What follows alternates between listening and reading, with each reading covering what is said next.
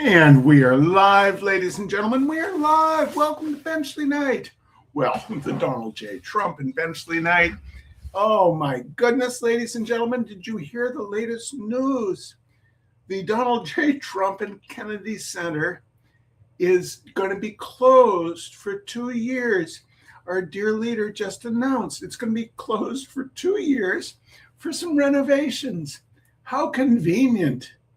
How convenient now that everybody is saying they're not going to perform at the Donald J. Trump and John F. Kennedy Center. Just close it for 2 years. What an asshole. Oh my goodness. Oh my goodness. I guess if I say asshole, I have to this isn't monetized. I don't monetize this. So I can call Donald J. Trump an asshole without needing to apologize. Hi, Terry Hudson. Hi, Martha Rowley. Martha, thank you so much for stopping by with your liberal snowplowing do-gooder contribution, ladies and gentlemen. Martha stops by most weeks and leaves an envelope at my door, a small contribution to the work we do. This week, we have contributed through your good efforts, ladies and gentlemen, those of you who have paid subscriptions to my Substack, to my mailing list, where you get the offer of a highly discounted painting every month, if you're a paid subscriber. But we have this month contributed $1,000 to a resettlement, refugee, asylum seeker organization in Minnesota. We have contributed $400 to the ACLU. We have contributed $50 to Smitten Kitten, which is a sex shop in Minneapolis that is sort of leading the charge of getting groceries to people who are too scared to leave their homes. So fight the good fight, ladies and gentlemen. Blows against the umpire, and thank you, Martha Rowley, because your contribution helps make a difference. Oh, speaking of making a difference, I have one last bit of soapboxing I have to get up on. There is a illustrator friend of mine. I've never met him, but we've become cordial. Named Sean Braley, Braley. And he did he does cute anthropomorphic animals. And were I a little bit more organized, I would have made a slideshow tonight, but I forgot. So just look up his Instagram, Sean Braley Illustration. He does cute pictures of anthropomorphic animals, like Wallace Tripp. That's what he does. It's like here's a raccoon dancing with an otter. Here's a otter lifting a stein of beer. Here's a scarecrow dancing with a crow, stuff like that. He did an image this week that is the best political image that I have seen in the last few years, the best political cartoon. And I shared it on my Instagram and Facebook, and it has been shared, ladies and gentlemen, 4,800 times. It may not change the course of history, but it makes me feel productive that I played a small role in getting that image out. I'm not going to describe the image. As I say, visit his Instagram or Facebook, like or follow, become a follower. So many other Americans are. Anyway, that's enough blathering from me, don't you think? I think it is. I think it's time to get right into tonight's reading. We're going to have 2 chapters because I edited the first one quite a bit. 2 chapters of a libertarian walks into a bear. Are you ready? Everyone, on these cold winter nights when we're all feeling so broken and twisted, being read to's nice, isn't it? Charbonneau over there sleeping next to the wood stove, he thinks it's nice. He may come over to get some attention partway through, but anyway, yeah, Joe, my friend Joe Milliken, who lives across the road from me. The Millikens are the best neighbors you could ever hope to have, ladies and gentlemen. The Millikens are the best. And Charbonneau even likes their cat Breeze and thinks their beagle Zoe hung the moon. Thinks Zoe hung the moon. And also, Joe Milliken and I are both fans of Crack the Sky, the best progressive rock band ever to come out of Baltimore. All right. Hey, Laurie. Hey, Jim Frisk. Hey, what? Oh, yeah. Well, Jim says just close the Kennedy Center as long as the 34-time convicted felon is in the White House. See, the problem with Jim Frisk is you never know where he stands on issues, you know. Anyway, and Laurie's there with Buddy and Mike Ragonia. Hey, Mike Ragonia is also a Crack the Sky fan. Mike Ragonia was in charge of the reissues at Razor and Tie Records back when I was a music manager. And Mike and I were big Crack the Sky advocates, and we were always trying to get Craig and Cliff, the guys who ran the label, to reissue the Crack the Sky records, but they wouldn't. Now, Mike was a solo artist for a while, and he was produced, if I recollect correctly, he was produced by Cashman and West, who had the label Life Song that Crack the Sky was signed to. But we're not here to talk about Crack the Sky. Someday I'll do an entire episode about Crack the Sky, but we're not here for that. We're here for libertarians, bears, fire departments, Grafton, New Hampshire, and religion. You ready? All right. A history of heat. As the Freetown movement gained strength, so too did the enduring belief that too much tax money was going to the fire department. Any of you who've grown up in small towns, I think part of why I love this book so much is that it is just how small towns are. When fires are spread out over miles and decades, they do seem like only mildly distressing rarities. But the individual's perspective masks the devastating consequence of fires, not only for direct victims, but for the community as a whole. Take, for example, that night in 1938, when Mary and Bill Watson were snuggling in a pocket of warmth, sound asleep and defying the cold winter air that frosted the panes of their bedroom windows. All across Grafton, the same minor miracle of warmth was happening. Home by home by home, the bright energy of humanity contriving comfort in the midst of bitter winds and snow. The Watsons were about to learn in the worst possible way what it meant to live in a community without adequate municipal services.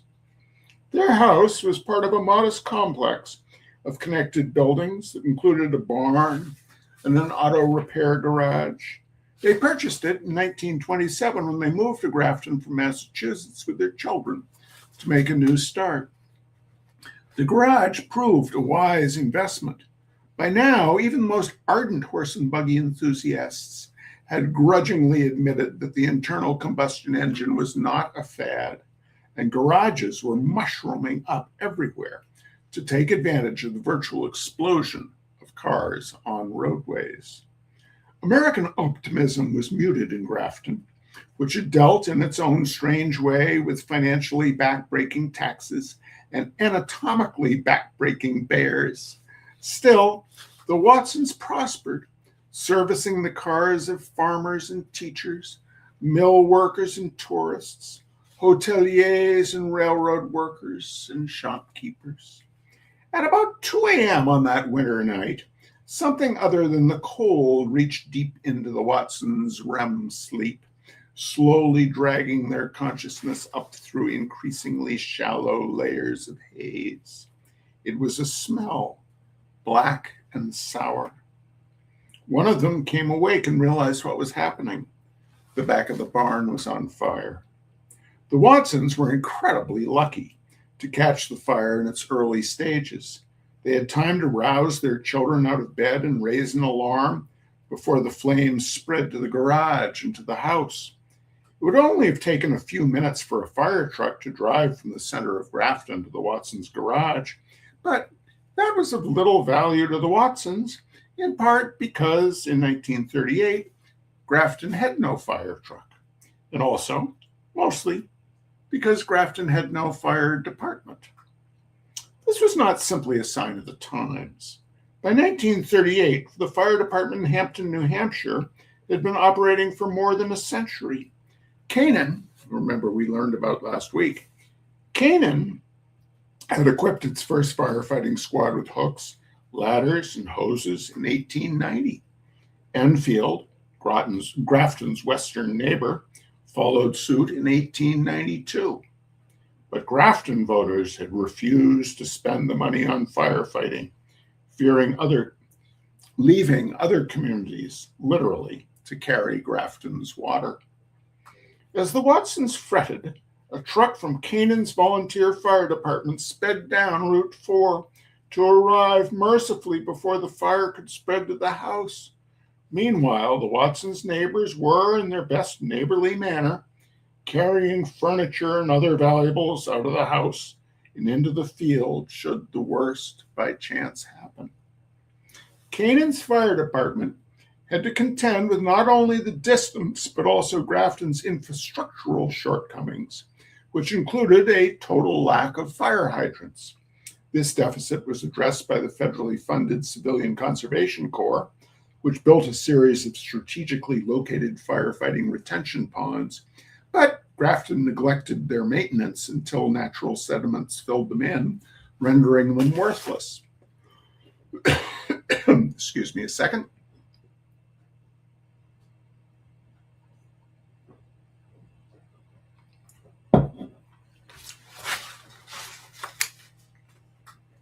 The Canaan firefighters used their equipment to chop a hole in the ice of the Smith River, which ran along Route 4. They then tapped the water beneath with their sole pump. With the garage and house as yet unscorched, the Watsons watched while Canaan's crew knocked the flames back in the barn. But just when the blaze appeared to be under control, the pump got stuck in the mud, interrupting the flow of water. As the firefighters worked desperately to unstick the pump, the fire rekindled itself. The Watsons could only pace as a reinvigorated inferno consumed the rest of the barn, then the garage, and then, heartbreakingly, their home.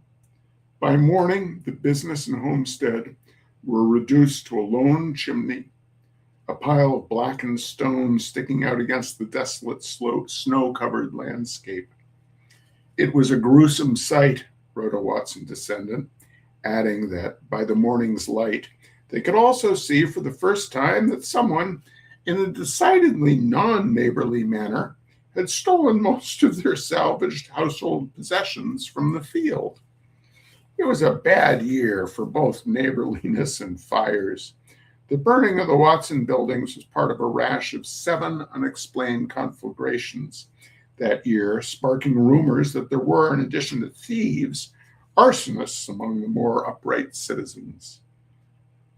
More so than in cities that sprawl over cement plateaus, towns like Grafton and the forces of nature are in constant tension.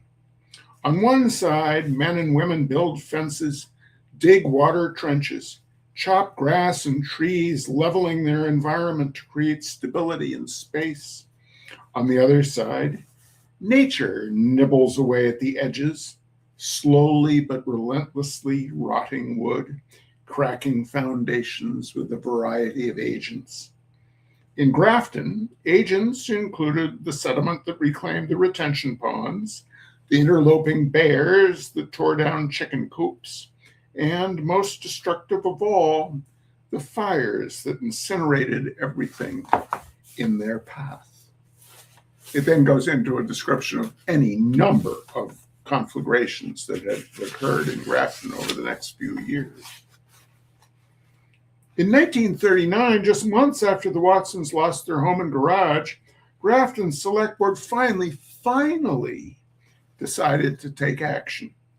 During a town meeting, the selectmen asked voters to approve 5 installment payments of $400 per year, $4,200 in 2019 dollars, to finance a fire truck, fire pump, hose, and accessories. Voters said no.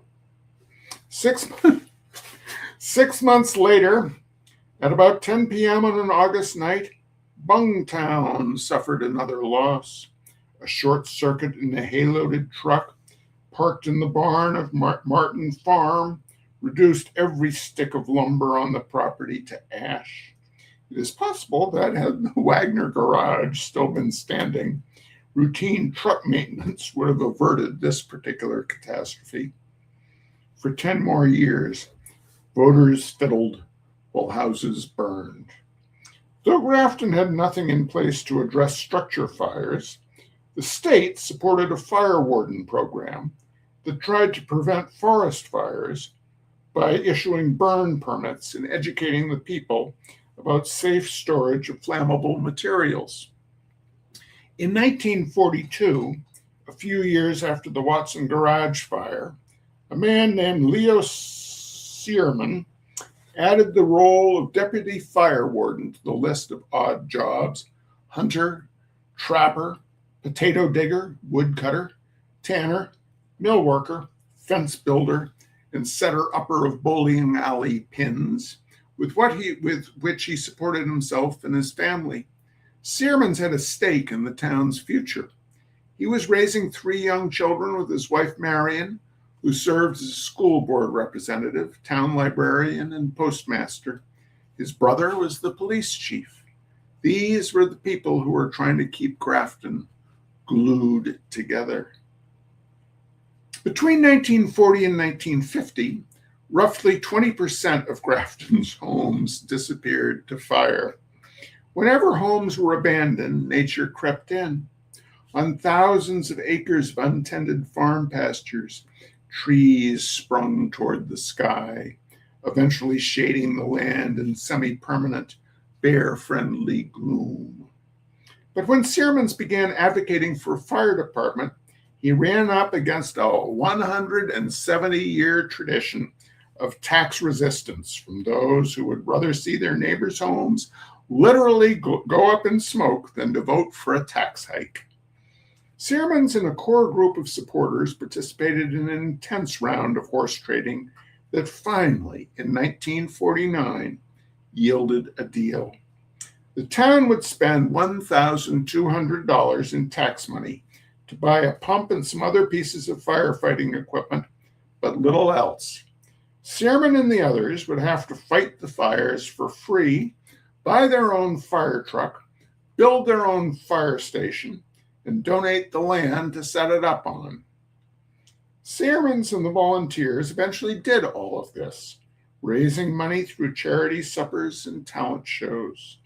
They built a ramshackle fire station, bought a secondhand Ford truck, and stuck a 500-gallon water tank on it. Through its entire 75-year history, though its entire 75-year history has been plagued by a lack of funds, the Grafton Volunteer Fire Department was able to slow the pace of the fires and of the town's declining population. Around 1970, amidst the ashes of the old community, a new Grafton began to slowly emerge. What had once been a town of clustered villages and sweeping pastures now featured cloistered homes tucked into the woods. The new Grafton offered lots of privacy and low taxes. In the early 1990s, voters rejected for 3 consecutive years proposals to pay for a modern fire station before finally approving $25,000 in 1993. As part of that deal, the volunteer emergency responders were required to donate $15,000 to the project. The station was the last major capital program approved by town voters. And it would become the place where things happen in Grafton, not only for emergency responders, but for the entire town, which uses it as an official meeting space. Though it now operated from a reasonably modern building, Grafton's fire department never received funding on par with neighboring towns. In 2019, Enfield spent $220,000 on its fire department and ambulance services. Canaan spent $261,000. Grafton spent $29,000. But the volunteerism that once allowed Grafton to fight fires on the cheap has been waning. These days, when a fire truck first arrives at a fire scene, it is often empty of firefighters, except for its single volunteer driver. This driver is also the new fire chief, who, after recruiting some libertarian firefighter volunteers to the department, had earned the post on an 8-2 vote in 2007. His name is John Babiars. After a lifetime of pushing against statist taxes and regulations, Babiars is now responsible for keeping Grafton's people and property safe from fire.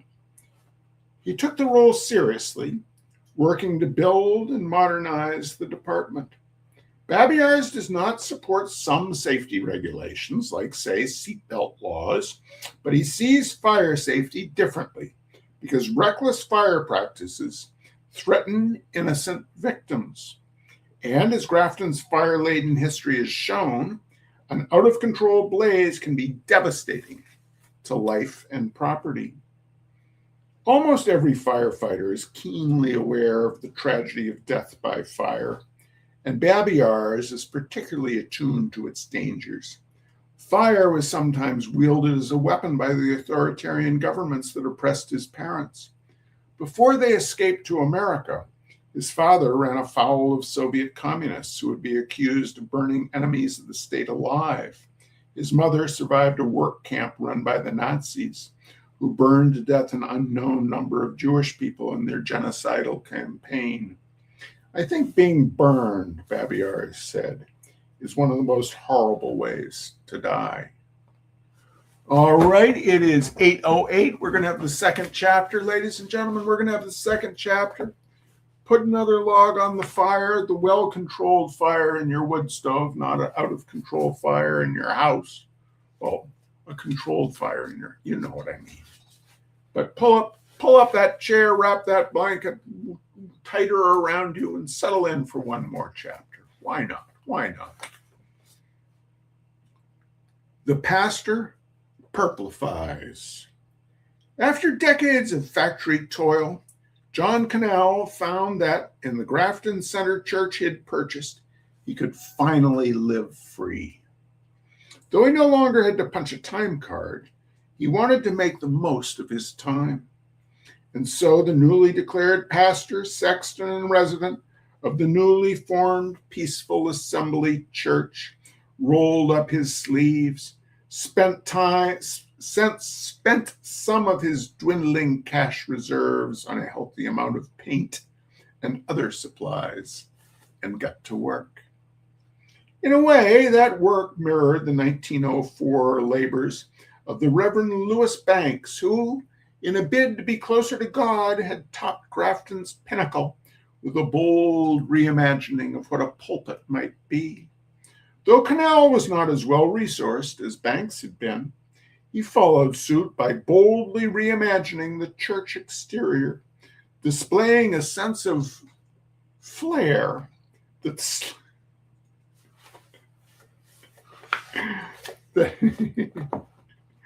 slackened, displaying a sense of flair that slackened the jaws of the area's traditional churchgoers. All I could imagine, a white-sweatered woman would later recall during a public meeting, was God looking down and saying, "You have dressed my church as a whore." She was referring in part to the basketball court-sized rectangle of purple that Canal had painted on the blacktop ground alongside the church, centered around a cartoonish white dove staring back up at the heavens. Purple was Canal's signature color, a rich royal hue soon appeared in blotches.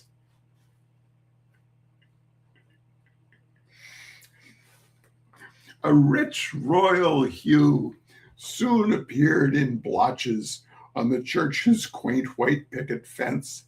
It coated the door frames in most, though not all, of the church's 30 window frames.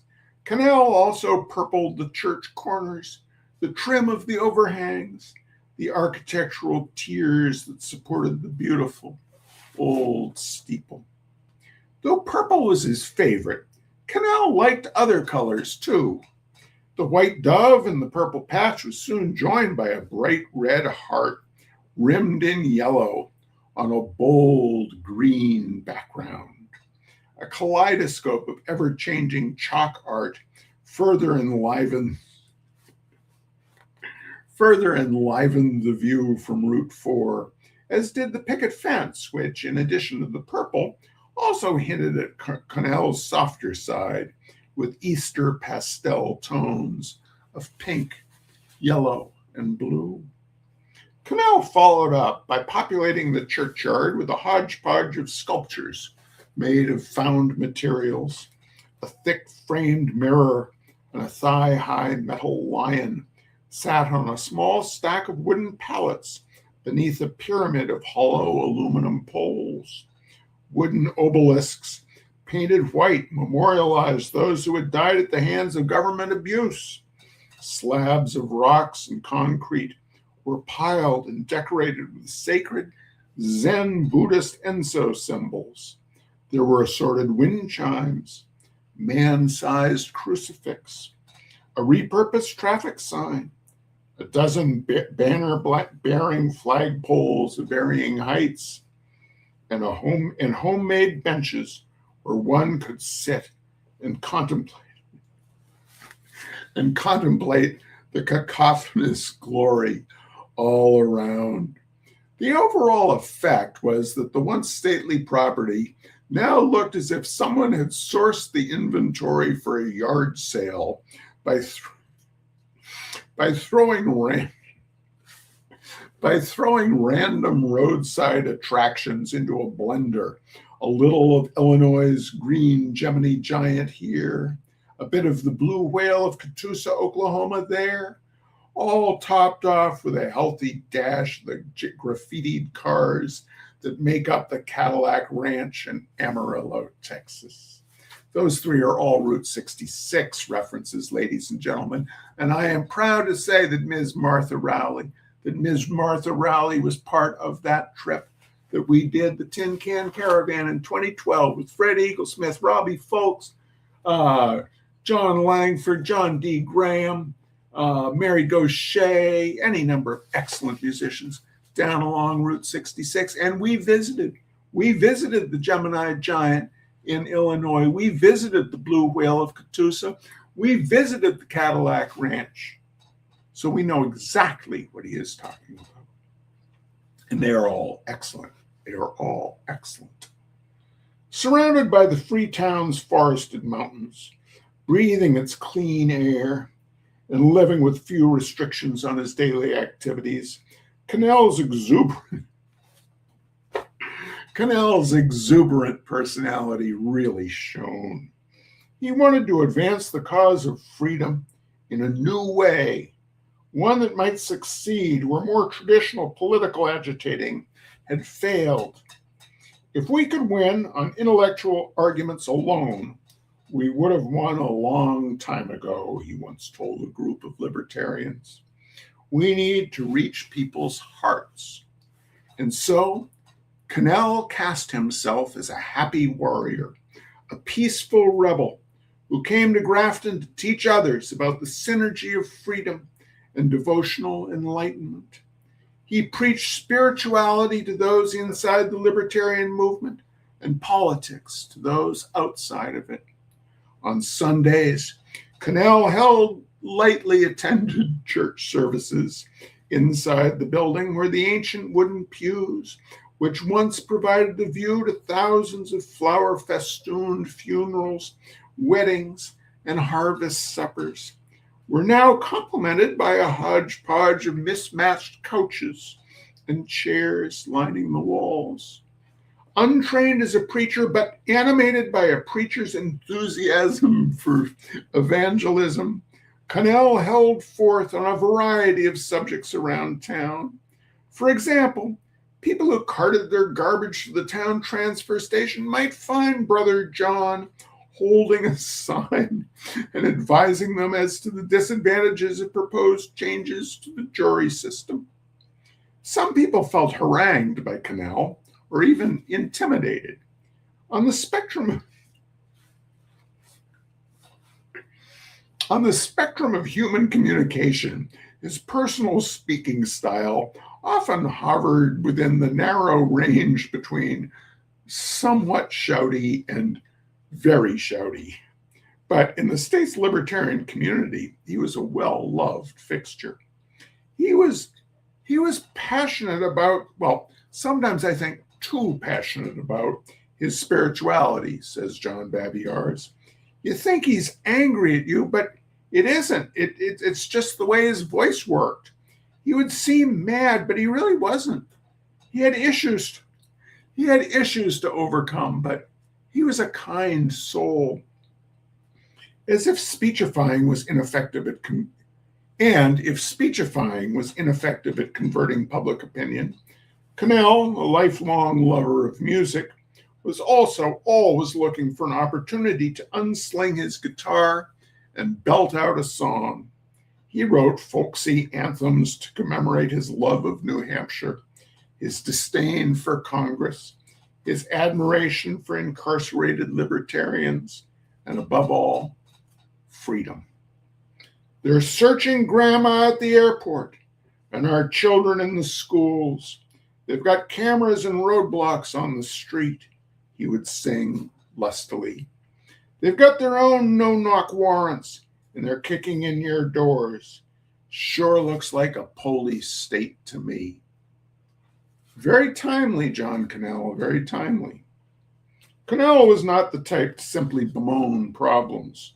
The chorus of the song, which he titled Country Went Insane, also advocated a solution: disobedience. But we're on the road to freedom, and we're trying something new. Now non-cooperation is the key. You can keep on trying all the things that you tried before, or when you're ready, you can come with me. To Cannell, these lyrics were not idle abstractions. Everyone doing okay, ladies and gentlemen? I know we're going long tonight. But desperate times call for desperate measures, don't you think? We'll just get to the end of this chapter. Just three more pages. When he wasn't preaching, painting, or politicking, he pursued a personal path of passive non-cooperation. He sometimes fasted to protest government actions, and in 2005, after Hurricane Katrina, he joined other libertarian activists to burn FEMA flags. He also publicly demonstrated on behalf of the Browns, a New Hampshire couple who wound up attracting supporters to an armed standoff against police in 2007 over non-payment of taxes. Once, when Cannell got a speeding ticket, he showed up at his court date in sweatpants and carrying no money because he said he was prepared to go to jail but not to pay a fine. The state agreed to drop the charges as long as he drew no infractions over the following 6 months. And now Cannell had carried that same spirits of resistance to Grafton. Soon after buying the church, he filled out the town's formal application for property tax exemption based on his churchiness. At issue was an annual tax bill of roughly $3,000. Though Cannell was simply staking out his own place in Grafton's carefully nurtured tax avoidance landscape, news of his request for a religious exemption spread like a shockwave through the community. People were intensely interested because dodging municipal property taxes comes with a certain irony. It is, after all, a zero-sum game. Anytime one person successfully avoids paying taxes, others in town must pay more to make up the difference. The system incentivizes people to champion their own reasons for not paying taxes, while attacking the reasons presented by neighbors. To take just one example, in 2011, the state recommended that all towns consider granting tax exemptions for blind residents. Grafton officials told voters that adopting the exemption would have a negligible impact on the town's tax rolls because Grafton was home to only one blind person. She lived on a fixed income and paid very little in taxes anyway. Libertarians did not directly object to that resident getting a tax break. That position would be too blatantly heartless, but they regretfully opposed the measure anyway, on the grounds that when word got out, scores of blind millionaires might flock to Grafton to take advantage of this loophole. The measure narrowly passed over those objections, and over the following 8 years, Grafton's population of blind millionaires remained relatively static at zero.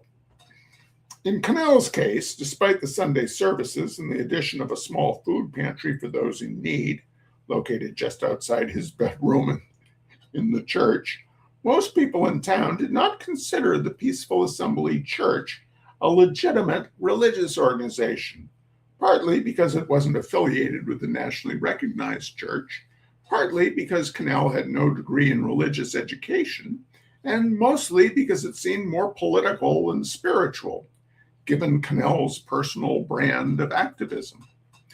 Though his messaging was consistent on the themes of peace, love, and forgiveness, those ideas were spawned from a strange brew of influences from outside mainstream Christian dogma.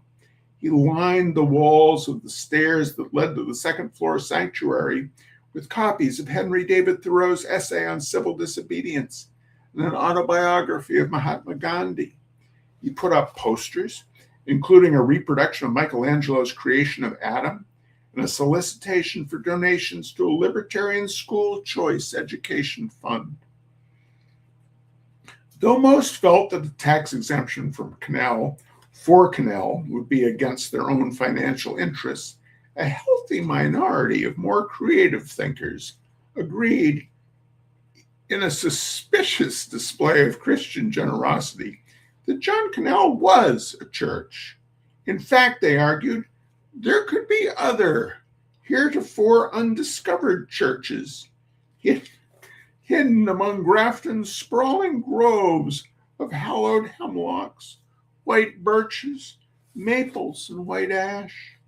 Town officials quickly realized that if they approved Cannell's exemption, the forest's sacred shadowed dapple could soon yield up a whole host of self-proclaimed churches, with legions of prayerful hermits kneeling to thank their respective almighties for being blessed with freedom from taxes. Though granting the exemption was likely to ring a death knell for the town's ability to provide municipal services, Cannell seemed to have no problem with this scenario. We have freedom of religion in this country, supposedly, he said. We don't need the government to tell us which ones they accept and which ones they do not. And in fact, Cannell's claim could not be dismissed lightly. America is home to many legitimate religious organizations that do not fit the popular public mold of a church, which is why the federal government gets pretty loosey-goosey in defining the quote-unquote advancement of religion mission that is key to waiving a church's organization's federal income taxes. One way a municipality can safely identify legit charitable organizations is by following the lead of the Internal Revenue Service, which formally recognizes 501c3 nonprofit organizations, a designation that includes both churches and secular public charities. To get an idea of how broadly the rules define public charity, consider that the American public supports through tax exemption the National Hockey League, the National Rifle Association, the U.S. Chamber of Commerce, and a rogues gallery of fringe hate groups that have taken up the ever-ennobling charitable mission of promoting white supremacy, Nazism, and ISIS.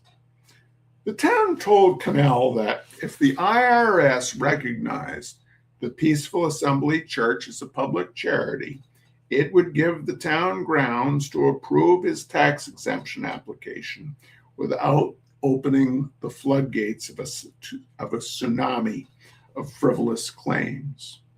Grafton officials were eager to put the matter to rest because by now it seemed that every time the issue was raised in public, 2 or 3 people would threaten to declare that their own houses were churches too. But Cannell had just one small problem with clearing the low bar that the town set him. To apply for nonprofit status with the IRS, he would have to first correspond with the IRS. And to correspond with the IRS, he would have to accept that the IRS was a legal authority, which he most emphatically did not. Cannell tied his ambivalence about the IRS to his stance against violence. He believed, as many libertarians believe, that all government directives carry with them the implied threat of a gun. In fact, Cannell found it objectionable to form any sort of legal entity beyond his own personhood. This church was not created by the government, he said. This church is God's church, not the government's church. With the discussion seemingly at an impasse, the town rejected Cannell's tax exemption claim. But Cannell was not done. After first asking not to pay taxes, he moved forward with the second part of the 2-step plan pioneered by Grafton settlers 230 years before. He simply didn't pay them. Over the next 2 years, the town sent him more tax bills, accompanied by letters that described ever stiffer legal consequences for continued non-payment. When he was interviewed for a video promoting libertarian causes in New Hampshire, the subject got him heated. He started gesticulating, and at one point he clenched his hands and said, "I cannot and I will not do the things that this government is demanding that I do in order for them to accept that this church is a church." A moment later, he made a dark prediction. "They will be coming to steal this church eventually. I can promise only one thing." He added great emphasis to his next words as he vowed in his rough voice that there would not be violence coming from inside this church. Ain't gonna happen. But no one had suggested that it would. All right, ladies and gentlemen. All right, that's tonight's reading. We'll be back next week with another chapter or 2 of A Libertarian Walks Into a Bear. What's coming up, ladies and gentlemen? The Campfire Clash, where the Libertarians and the fire chief, who you will remember is John Babiar's a Libertarian, the Libertarians face off against the Libertarian fire chief. My goodness. All right, see you next week. Fight the fascists, fight the power. Hang in there. Bye-bye.